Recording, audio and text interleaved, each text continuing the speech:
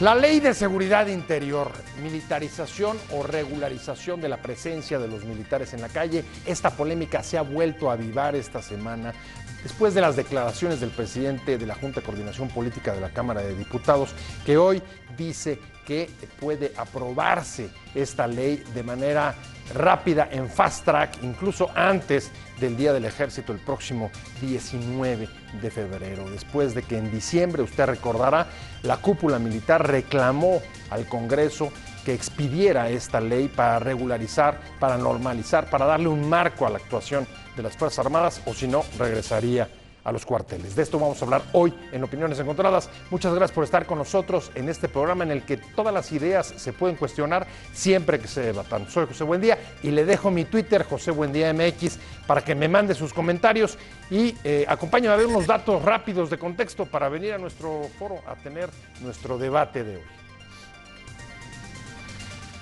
El Congreso ya trabaja en el análisis de la Ley de Seguridad Interior que delineará los marcos de actuación de las Fuerzas Armadas en tareas de seguridad pública.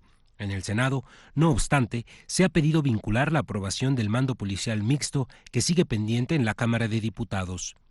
En el proceso participan diputados y senadores para perfilar la participación de la Secretaría de Marina, Defensa Nacional, el Consejo Nacional de Seguridad, la Policía Federal y organizaciones de la sociedad civil para construir una propuesta que se adapte al contexto que vive el país en seguridad. Los partidos han dado muestras de pretender aprobar la iniciativa en cuanto empiece el periodo de sesiones, después de que en diciembre la cúpula militar reclamara airadamente el marco legal o regresar a los cuarteles tras una década de participación en las calles en la lucha contra el narco y tareas de seguridad pública como persecución del delito. La Comisión de Seguridad Pública emitió una opinión a favor de la iniciativa presentada por el PRI en noviembre pasado con el fin de regular la actuación de las Fuerzas Armadas en el combate al crimen organizado. Este es uno de los temas de mayor polémica en el país por implicar a los responsables de la seguridad pública en tareas de persecución del delito y también porque se inscribe en la discusión sobre la estrategia de la guerra contra el narco que ha prevalecido en la última década. ¿Cuáles son sus repercusiones? Posiciones. 1. Pablo Escudero Morales, presidente de la mesa directiva del Senado de la República, anunció que la Cámara habrá de finalizar con el marco regulatorio de las Fuerzas Armadas a través de la Ley de Seguridad Interior. Una vez que nos llegue el documento de la Cámara de Diputados, no pasarán más de 10 días para que sea aprobada, aseguró. 2. A su vez, el presidente de la Cámara de Diputados detalló que la discusión y aprobación de la Ley de Seguridad Interior se inscribirá como uno de los temas prioritarios para el próximo periodo ordinario. 3. El presidente de México Unido contra la Delincuencia, Juan Francisco Torres Landa, dijo que la regularización del ejército en tareas de seguridad pública sería tanto como reconocer que de aquí en adelante las fuerzas civiles policíacas serían prácticamente un adorno.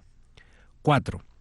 El presidente de la Comisión de Seguridad Pública de la Cámara de Diputados, el panista Jorge Ramos, explicó que la opinión favorable será enviada a la Comisión de Gobernación, la cual deberá iniciar formalmente el proceso de dictaminación de la propuesta. Estamos con Opiniones Encontradas. Muchas gracias por estar con nosotros y hoy comienza a calentarse la discusión sobre la Ley de Seguridad Interior. Bueno, la semana pasada ya hubo una reunión importante de la cúpula militar con los diputados y como usted recordará, este asunto desde antes de que empezara el periodo, los diputados dijeron que sería prioridad. Sin embargo, hoy el presidente de la Jucopo dice que hay una pretensión de sacarlo, de aprobarlo en fast track. Me da mucho gusto que podamos traerle esta discusión con Jorge Javier Romero. Gracias por estar aquí, profesor investigador de la UAM y además es el coordinador del Diplomado de Política de Drogas del CIDE. ¿Qué tal, Pedro? Jaime Sabine, ¿cómo estás? Gracias por Julio. tenerme aquí. Pero ya me están aquí como Julio Sabine. Gracias por tenerme. Julio, especialista en asuntos de seguridad nacional, ya lo conoce, ya ha estado con nosotros en varias oportunidades. Y si quieren, empecemos con esa pregunta. ¿Es posible que, a ver, es una ley que está, hasta donde entiendo, ustedes me corregirán, en 8 comisiones diferentes?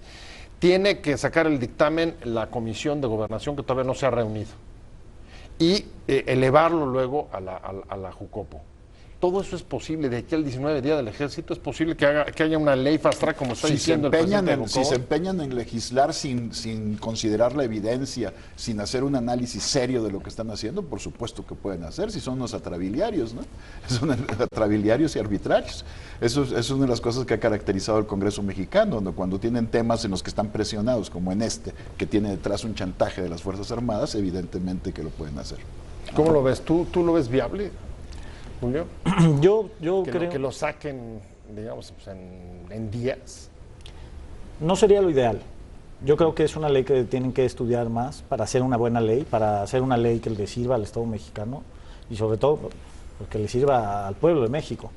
Creo que de las 3 iniciativas que se presentaron, está la iniciativa que presentó César Camacho, la iniciativa de Barbosa, sí, y la iniciativa del senador Gil. Ajá. Creo que la más completa es la del senador, la del diputado Camacho, pero sí creo que de las 3 hay cosas muy rescatables y hay definitivamente artículos que se deben de desechar. Como por ejemplo, ¿qué es? Bueno, ¿Dónde estás viendo las partes más peligrosas? En la iniciativa, más controvertidas. En la iniciativa de Camacho, por ejemplo, hay un artículo sobre las facultades que le dan al Estado mexicano para reunir inteligencia, para recopilar inteligencia. Creo que ahí no hay controles democráticos porque no señala la fuente específica que autoriza, no señala el control democrático del Poder Judicial, etcétera. Creo que, por ejemplo, ese artículo es un artículo que se debe de medir con mucha consideración. O sea, estarían, digamos, dándole manga ancha. No sé si coincidas que ese es uno de los puntos controvertidos o hay otros que te preocupan. Bueno, el primero, el más importante, es que es inconstitucional. No hay facultades en el artículo 73 de la Constitución para que el Congreso legisle en materia de seguridad interior, ¿no? Para empezar, ¿no? De hecho, el concepto de seguridad interior parece que se les quedó ahí a los constituyentes. Bueno, ya está en la Constitución ahí de pasada, pero no tiene facultades el Congreso para legislar en materia de seguridad interior. Entonces, de entrada, es una ley que sería inconstitucional y que es yo creo que se debe llevar a los tribunales si es que se aprueba. Eso es lo primero. Segundo, a mí me parece una ley que es gravísima porque está regularizando algo que debería ser absolutamente una excepción y está deformando el sentido general de la Constitución, que plantea que la seguridad pública es una facultad de las fuerzas civiles. Y no faculta en absoluto al ejército a hacer tareas de seguridad pública. Y entonces le están dando una vuelta utilizando el término de seguridad interior que no está claramente definido en la Constitución. Por supuesto, tiene razón Julio en el hecho de que hay muy pocas garantías en las 3. A mí me parece que la menos grave, pero si es grave, sería la del senador Barbosa. Pero en las 3 le están dando facultades al ejército para suplantar al Ministerio Público, para suplantar, por supuesto, a investigar, perseguir, y levantar cadáveres. Entonces están dándole facultades al ejército, a las Fuerzas Armadas en general, que son de la autoridad civil. Y tiene, de verdad, es una ley que es un despropósito de principio a fin. Parece que hay asuntos, hay controversias de forma y de fondo que aluden incluso a la propia estrategia del combate a las drogas, pero comencemos por la parte anticonstitucional. ¿Coincidirías con Romero en el sentido de que es anticonstitucional? Porque no habría facultades en el Congreso para legislar sobre seguridad interior. Yo no creo que sea inconstitucional la facultad del Congreso para legislar al respecto. Creo que la ley se puede trabajar de mejor manera. Mira, las Fuerzas Armadas necesitan un marco jurídico. Las Fuerzas Armadas son indispensables ahí en el Estado mexicano, hacen una tarea que no hace nadie más. Sustituyen, tal vez no voluntariamente, porque además no es su tarea constitucional natural, preservar la seguridad interior sí, o actuar en función de lo que el presidente disponga para hacerlo, pero están donde nadie más está, van a donde nadie más quiere ir, van a los lugares más arriesgados, van a donde las fuerzas civiles no se quieren meter, van a donde no hay personal para hacerlo.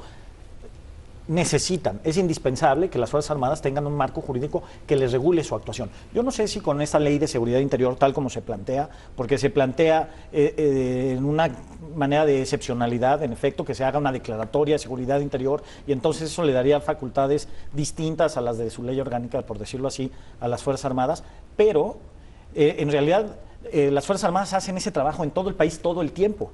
Las necesitamos ahí todos los días, en todos lados, todo el tiempo. Entonces, si les das solo una llave en la que solo tienen un respaldo jurídico, únicamente cuando hay esa declaratoria de seguridad interior y eso, me parece que al final no estás cumpliendo con el propósito que es fortalecer el Estado de Derecho en México. De hecho, las 4 iniciativas, porque creo que son 4 las que están metidas en el Congreso, todas, ninguna está cuestionando la presencia de las Fuerzas Armadas. Ese es el salvo, bueno, creo que la de Barbosa establece un calendario para regreso a los cuarteles, pero un poco... Sí, el principal problema es que se dé por hecho que se necesita a las Fuerzas Armadas inevitablemente en las tareas de seguridad pública, cuando lo que deberíamos estar haciendo, y desde hace 10 años, y se perdió todo el gobierno de Calderón y todo lo que va del gobierno de Peña, en construir la policía constitucional que requiere este país, las policías constitucionales que quiere este país para una democracia constitucional, porque esa es la primera definición que tenemos que hacer. ¿Qué queremos? ¿Una democracia constitucional o un gobierno militarizado? Un Estado militarizado. Si damos por hecho que lo que necesitamos es porque son indispensables las Fuerzas Armadas, porque nadie más lo puede hacer, entonces pues démosle poder a los militares. Yo creo que eso es una cosa inaceptable en una democracia constitucional. Los militares tienen que apegarse a lo que dice la Constitución que son sus tareas, y no deberemos estar deformando la Constitución para darles otras tareas. Lo que deberíamos haber estado haciendo, y se perdió todo el gobierno de Calderón en eso, insisto, y todo lo que va el de Peña, es reconstruir las fuerzas públicas de seguridad con base en el respeto a los derechos humanos, en su carácter civil, en el nuevo sistema de justicia penal acusatorio, etcétera. Y todo eso no se ha hecho porque se ha apostado a la utilización del ejército en tareas que no le deben corresponder. Pero fíjate, a ratos parece una discusión de veras terriblemente entrampada, y no sé si incluso bien planteada, porque así como todos los partidos todas las iniciativas de los partidos están por regularizar, también ninguno de los partidos está a favor de que permanezcan de manera indefinida en las calles. Es decir, pero están haciendo una ley que lo que está permitiendo es que permanezcan de manera indefinida, porque si tienes una ley que da un periodo, pero es un periodo renovable de una manera bastante sencilla, es decir, con una orden ejecutiva, entonces lo único que estás haciendo es regularizar la excepción. Estás regularizando la excepción. Porque el fenómeno es un estado de excepción. El fenómeno es un estado de excepción. O sea, el crimen organizado es una excepción. Entonces no puedes tú recurrir a soluciones doctrinales comunes. Entonces aceptemos que se le salió que el Estado mexicano perdió, y entonces ¿por qué no fuimos a una ley reglamentaria del artículo 29 constitucional, donde se declarara claro? Yo hubiera preferido una ley reglamentaria del artículo 29 constitucional. Eso hay que decirlo, donde hubiera controles parlamentarios. Hay que decirlo, eso ya se desechó. Se desechó, eso se desechó, y lo que dijo César Camacho fue que se incorporaría en la Ley de Seguridad Interior. Sí. Parece una discusión donde no se dice toda la verdad. La verdad es que, para ponerlo en términos muy coloquiales, es qué tipo de medicamento necesitas si tienes cáncer o cómo previenes el cáncer. Entonces, lo ideal, por supuesto, es prevenir el cáncer. Entonces, por supuesto que tenemos que cambiar la política de drogas, y en eso estoy totalmente de acuerdo. Necesitamos fortalecer las policías, pero si nosotros como Estado tenemos cáncer y están los grupos de delincuencia organizada saliendo a las calles y suplantando al Estado mexicano en sus municipios, en sus estados, controlando las instituciones, entonces si es así, el Estado mexicano no ha reconocido eso. Si es así, entonces vamos a la declaratoria de suspensión de garantías con base en la Constitución, con plazos establecidos y con declaratoria del Congreso. Si tú suspendes las garantías, a quien estaría sancionando es a los ciudadanos, y quien está dejando de hacer su trabajo es el Estado, es el problema. Son los municipios. Lo que estás haciendo es regularizar la suspensión de garantías, porque el ejército actúa de manera arbitraria, y esto, vale mucho la pena, y esto es una cosa que insisto, ya insistí la semana pasada en la Cámara de Diputados, insisto hoy, que se legisle con base en la evidencia. Está la base de datos del CIDE. Es la base de datos que se hizo en el CISEN en la época de Calderón, que recibió el CIDE codificó, y además comprobó que fuera cierta, hizo un trabajo de verificación muy serio, y está la base de datos. Puede ser interpretada de distintas maneras, pero ahí está la base de datos que refiere cómo actuó el ejército en esos 5 años. Y el primer retrato, por lo menos del grupo de trabajo en el que yo estuve, que estuvo analizando los datos, el primer retrato es que la actuación del ejército ha violado derechos humanos, ha hecho ejecuciones en un país donde no hay pena de muerte. No, es que en México no hay ejecuciones judiciales tampoco. En México no hay pena de muerte. El ejército actúa no como policía, como debe actuar una policía en un estado democrático para ir a detener, sino va a matar. Estás hablando. La polémica sobre la ley de seguridad interior no es nueva, pero se calienta y hay el compromiso de sacarlo en este periodo de sesión. Estamos hablando con Jorge Javier Romero, profesor investigador de la UAM, con Julio Sabines, especialista en asuntos de seguridad nacional. Me quedé contigo, tenías el derecho de réplica sobre el impacto, que además es parte de las observaciones incluso de la comunidad internacional respecto a la protección de derechos humanos con la presión del ejército. Intereses extranjeros. Mira, no soy yo quien lo dice nada más. Están las encuestas que respaldan que la Secretaría de la Defensa Nacional y la Secretaría de Marina son las instituciones públicas mejor calificadas del Estado mexicano. Entonces, no lo estoy diciendo yo, no es una opinión únicamente mía. La defensa la hacemos nosotros y la gran mayoría del pueblo de México. Si lo que fuera, si la premisa de que el ejército actúa de forma extrajudicial fuera cierta, uno, habría las prisiones militares estarían completamente saturadas. Dos, la población no respondería así a las Fuerzas Armadas. O sea, simplemente, ¿qué es lo que pasa con los partidos políticos? Le preguntas a la gente, ¿confías en los partidos políticos? Te dicen no. ¿Confías en las Fuerzas Armadas? Te dicen sí. Si fuera ese ejército represor que estamos asumiendo, no estarían en las calles y la gente no estaría apoyándolos.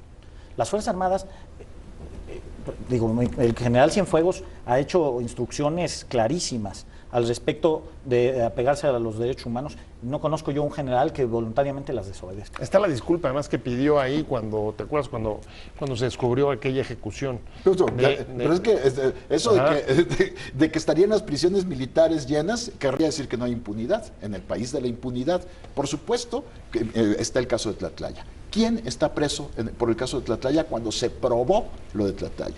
Es un hecho probado. Todos salieron por la vía civil y por la vía militar. Claro, el ejército dijo, fueron los jueces civiles del Estado de México, totalmente manipulados por el propio gobernador Erubiel Ávila, ¿no? Es decir, impunidad absoluta. Lo de Tlatlaya es un hecho impune. Y decir que son intereses extranjeros, hablar de cómo hay recomendaciones de la Comisión Interamericana de Derechos Humanos.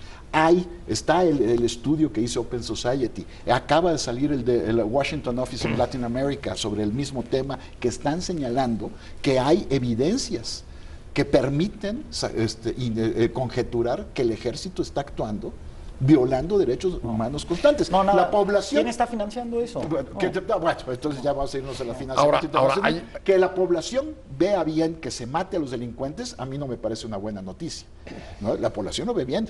La población ve, sí, tienen que ir a matarlos, ¿no? Pero eso no es lo que hace un Estado constitucional de derecho. Un Estado constitucional de derecho. Ni es lo que hace el ejército. No es cierto, no es lo que hace el ejército. Tú dices que ¿cuántas recomendaciones hay en la Comisión Nacional de Derechos Humanos? Es que se vea la base de datos. En esta administración, ¿cuántas recomendaciones hay? Ahí están las recomendaciones. El ejemplo es que del número grueso de quejas, no acaba ni el 5% en recomendaciones. Creo que es un número mucho menor todavía al 5% del grueso de las quejas, el que acaba en recomendaciones.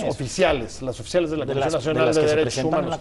Ahora, hay un tema que es en buena medida parte del fondo de este asunto, y es quién debe de ser el responsable de la seguridad pública en este país. Y ahí había también el compromiso, si mal no recuerdo, de los propios legisladores de sacar la ley de seguridad interior al mismo tiempo que el asunto de los mandos, que el mando mixto. Eso, o sea, y además no es un azar que vayan juntos, es definir también cuáles van a ser entonces las tareas de las policías locales y de las policías estatales. Dejarlo de lado no fortalece la idea de la regularización de la presencia del ejército. Pepe, el ejército tiene como misión defender a México de una amenaza extranjera o propia. Está claro, seguridad nacional. Así es que simplemente si estudiamos el fenómeno de la delincuencia, cómo se presentó, el incremento de la violencia, el encono que surgió entre los propios grupos de la delincuencia organizada, la fractura de los pactos que pudieran haber tenido entre ellos, el aumento del mercado interno mexicano, hay mil elementos que pueden solidificar nada esta de eso sustenta lo que estás diciendo. Para empezar, en 2006, cuando llegó Calderón, la tasa de homicidios en México era de alrededor de 9 por cada 100,000 habitantes. Ahorita estamos en 24 por cada 100,000 habitantes, que es el promedio de la región más violenta del mundo, que es América Latina. Estamos en 24. Y es clarísimo. Cuando interviene el ejército es cuando se dispara la tasa de homicidios. Es clarísimo. El efecto que tiene una intervención como la que se hizo sobre los grupos delincuenciales no los elimina, al contrario, los fragmenta y los vuelve más violentos. Por lo tanto, es una estrategia mal planeada, mal diseñada, que se tomó a la ligera. Es decir, estamos partiendo de una política pública pésimamente diseñada por parte del gobierno de Calderón, que no se sustentó en la evidencia. Las políticas públicas se tienen que sustentar en evidencia y tienen que hacerse sobre la base de análisis, de evaluación de costos-beneficios. A ver, eso no se hizo. Déjenme plantear la pregunta justo al revés. A ver, ¿puede salir la Ley de Seguridad Interior sin definir quién va a ser el responsable de la seguridad pública en este país, si las policías locales, estatales o el ejército? Sí, porque a mí la verdad es que en este momento no me queda claro. O sea, no me queda claro quién es el que va a ocuparse de esto. No hay policía municipal que se le va a enfrentar al cártel de ¿Porque Sinaloa. las desmantelaron? No, porque no hay policía municipal que le pueda dar el poder de fuerza que tiene. Tú quieres atar, por ejemplo, al número de homicidios dolosos en el 2006, pero, por ejemplo, no volteas a ver que también en esas fechas se liberalizó el comercio de armas semiautomáticas en los Estados Unidos. Entonces, ¿por qué no hizo Calderón poner los retenes al revés? Entonces, si hubiera puesto Calderón los retenes al revés, a lo mejor hubiéramos puesto un poquito de control. Todos los retenes están puestos hacia el norte, ninguno está puesto hacia el sur. Si hubiéramos puesto los retenes al revés, a lo mejor en lugar de andar... ¿Por qué? Bueno, porque la intención era hacerle eso, la política a Estados Unidos.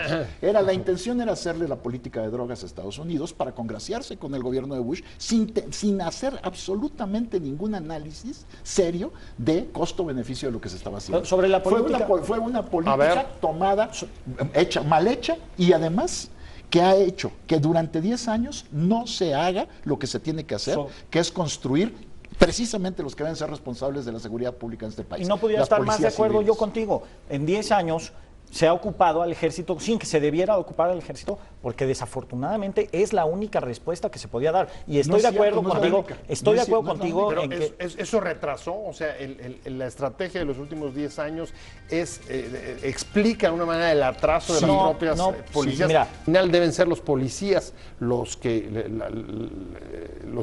se ocupen de la seguridad pública, pero llevamos 10 años en los que se ha debilitado la acción de las propias policías.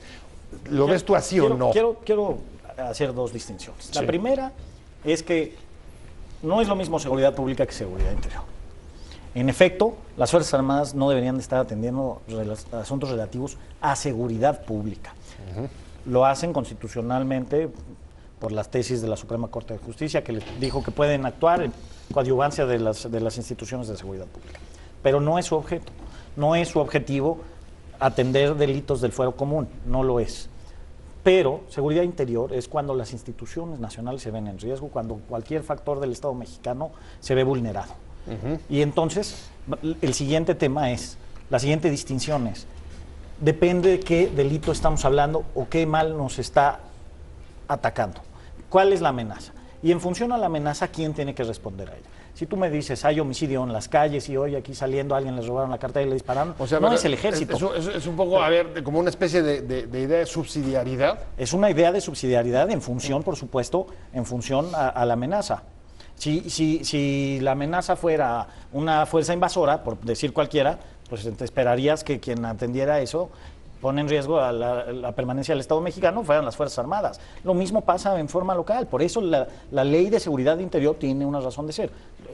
¿Por qué? Porque se amenaza a una parte del Estado mexicano. ¿Caben las ideas de subsidiariedad en esto? Para empezar, esa definición de seguridad interior es sacada de la manga, es decir, se saca ahora de la chistera porque pues, hay un problema porque no está definida en la Constitución en ningún lado. Pero bueno, independientemente de eso, el problema central es que tienes una estrategia que se ha aprobado durante 10 años y ha dado pésimos resultados. Y ahora lo que se quiere la guerra contra el narco, para que le quede claro al público. Esa estrategia ha sido un fracaso absoluto, porque ni ha acabado con los grupos de delincuentes, al contrario, los ha fraccionado y ha generado más, ni ha acabado con el tráfico de drogas, ni ha acabado con los problemas de control territorial de los grupos de delincuencia organizada. Es decir, ha sido un fracaso. Y ahora lo que se quiere es legislar para regularizar esa política.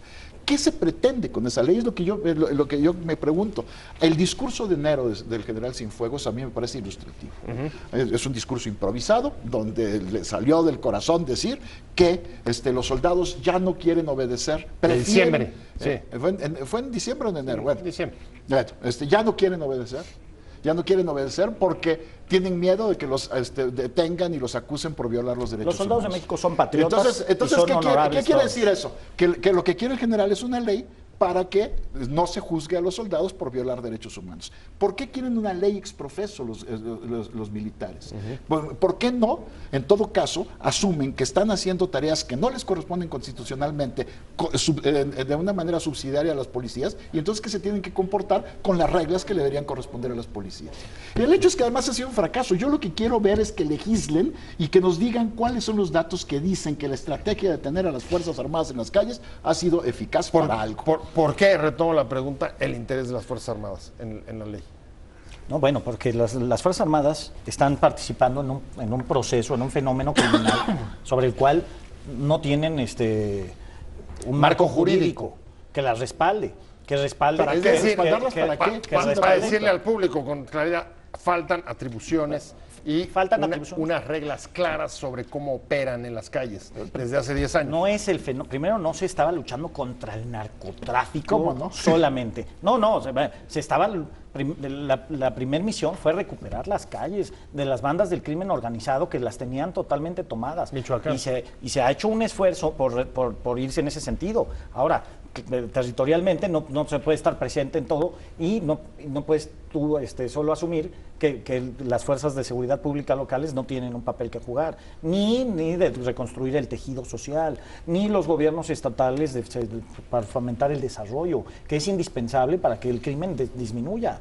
Entonces, evidentemente, si esas causas no se están contrarrestando de forma exitosa, el mal está ahí, está presente. Vino el bono democrático mexicano, vino el acceso a las armas semiautomáticas de los Estados Unidos, vino un montón de factores, vino una crisis que en efecto lleva tantos años sin crecimiento adecuado en este país, que tienes un caldo de cultivo en una cantidad de gente joven que está buscando. Y entonces hay que salir a combatir con el ejército, hay que ir a hacerle la guerra a esos jóvenes, ese es el crimen organizado que tiene ese caldo de cultivo. Y ahora, yo lo que digo es que es una política totalmente equivocada, salir a enfrentar todos esos fenómenos con el ejército en la calle. No se están enfrentando lo que hay que enfrentar esos fenómenos es precisamente con todo lo que no se ha hecho en 10 años. Es más, hay quien dice, como Ernesto López Portillo, que es desde hace 20, desde que surgió el Consejo Nacional de Seguridad. Es decir, no se ha hecho nada de lo que se tenía que hacer, empezando por, efectivamente, sustituir el viejo orden con el que se reducía la violencia en la época clásica del régimen del PRI,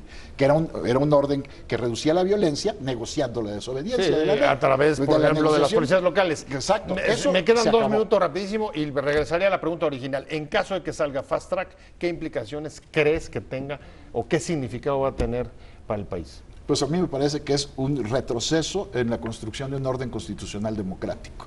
Que una de las cosas que siempre presumió el PRI es que había logrado que el ejército saliera del poder. Ahora los estamos regresando al protagonismo político, porque hoy el ejército es un actor político, hoy el general Cienfuegos exige cosas que eran impensables en la época clásica del régimen del PRI, se para frente a y entonces estamos retrocediendo. Me queda un minutito. Esa premisa no es cierta. El ejército no es un actor político. El ejército está cumpliendo al pueblo de México. Le está cumpliendo en tratar de buscar regresar la paz a los territorios del país. Si la ley de seguridad interior por fin se promulga, yo sinceramente creo que no se debe de hacer fast track, creo que se debe de estudiar más, creo que son bastante incompletas. Creo que de las iniciativas, por lo menos las 3 que yo identifico, se podría construir una mucho mejor. Entonces me gustaría ver que los grupos políticos estén negociando, pero me gustaría saber que los grupos políticos estuvieran negociando no únicamente desde el escritorio, sino con la gente que tiene la experiencia en el campo. Me voy, muchas gracias a los dos, ahí tienen las dos posiciones, muchas gracias a Jorge Javier Romero, muchas gracias Julio Sabines, usted opine, usted decida, muchas gracias a ambos por esta buena discusión.